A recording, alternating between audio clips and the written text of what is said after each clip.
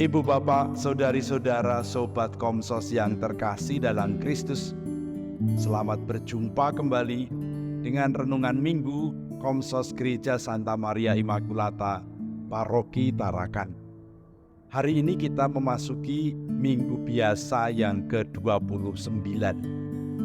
Hari Minggu ini juga kita rayakan sebagai Minggu Misi, Minggu Perutusan.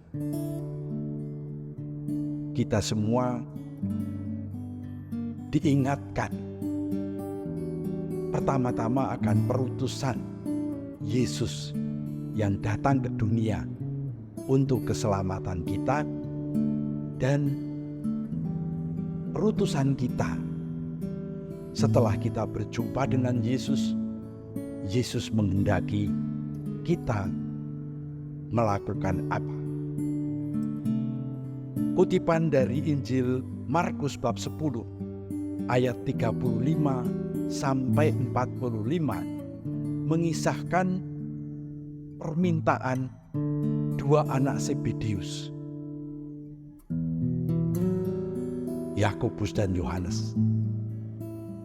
Mereka minta kepada Yesus supaya nanti diperkenankan duduk di sebelah kiri dan di sebelah kanan Yesus.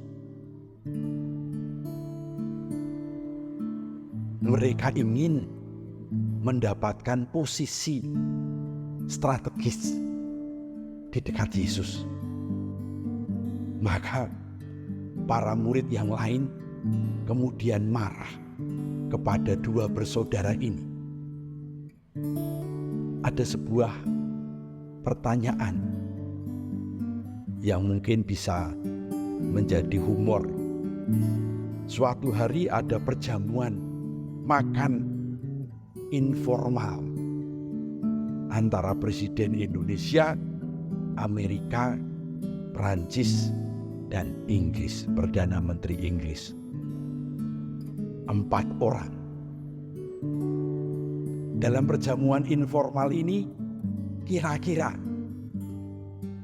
Anda akan melihat berapa kaki di bawah meja? Pasti banyak yang akan mengatakan 8, 7 kaki, 4, 3 pasang kaki miliknya Presiden Prancis, Amerika, dan Perdana Menteri Inggris. 1 kaki miliknya Presiden Indonesia. Kenapa?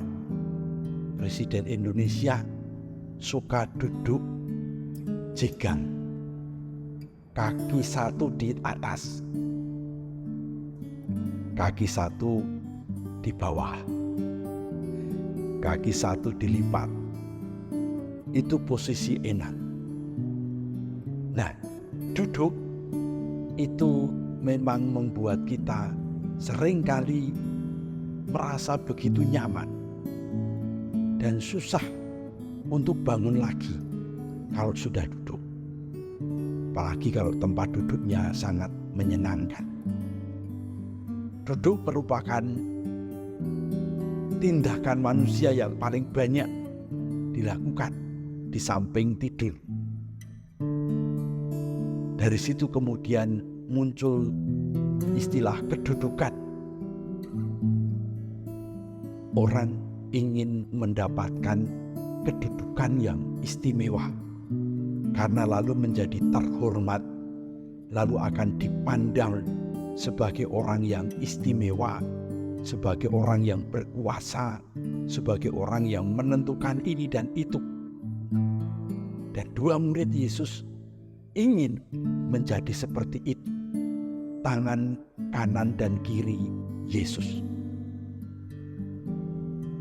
Ibu bapak, saudara-saudara yang terkasih, Yesus menantang mereka. Apakah kamu sanggup minum cawan yang harus kuminum? Dan mereka mengatakan, kami sanggup. Padahal cawan yang mau diminum oleh Yesus ini sebetulnya adalah cawan penderitaan, salib, pengorbanan, kematian. Penderitaan itu dihindari oleh banyak orang. Tapi dua murid ini nekat, saya siap. Dan ternyata memang tidak siap. Waktu Yesus ditangkap, mereka semua lari. Mereka baru siap mengalami penderitaan demi Yesus sesudah Yesus bangkit. Maka Yesus kemudian berpesan kepada para murid supaya kalau ingin menjadi yang pertama, hendaknya menjadi pelayan bagi semua. Karena Yesus datang bukan untuk dilayani, melainkan untuk melayani. Bahkan untuk memberikan nyawanya sebagai tebusan bagi banyak orang. Apa yang dikatakan oleh Yesus menjadi identitas para murid dan sekaligus tugas perutusan. Misi yang diberikan Yesus kepada setiap orang yang mengaku diri sebagai murid Yesus. Menjadi murid Yesus berarti mengosongkan diri dan rela melayani dengan tulus, dengan jujur, dengan ikhlas, dan dengan gembira. Melayani berarti memberikan diri dalam sebuah totalitas. Mungkin kita hanya kemudian membayangkan melayani itu berarti hanya di gereja. Melayani juga bisa dilakukan di rumah kita masing-masing. Bagaimana suami melayani istri, istri melayani suami, orang tua melayani anak, anak melayani orang tua. Dalam cara pelayanan yang dipesankan Yesus, orang akan saling mendahului untuk membahagiakan sesama. Di situ poinnya. Kita diajak untuk membahagiakan sesama kita. Maka kita pun akan bahagia. Kalau kita tidak pernah berani untuk mengorbankan diri tanpa pamrih, kita akan selalu menuntut orang lain. Kita selalu ingin menerima, bukan memberi. Yesus dengan mengatakan, apakah kamu sanggup minum cawan yang harus kuminum? Sebetulnya cawan itu adalah cawan penderitaan, cawan pengorbanan, cawan perendahan diri yang membuat Yesus menyelamatkan banyak orang, termasuk kita. Kalau kita sudah diselamatkan oleh Yesus demikian, apakah kita masih menuntut kedudukan? Kalau dia yang punya kedudukan tinggi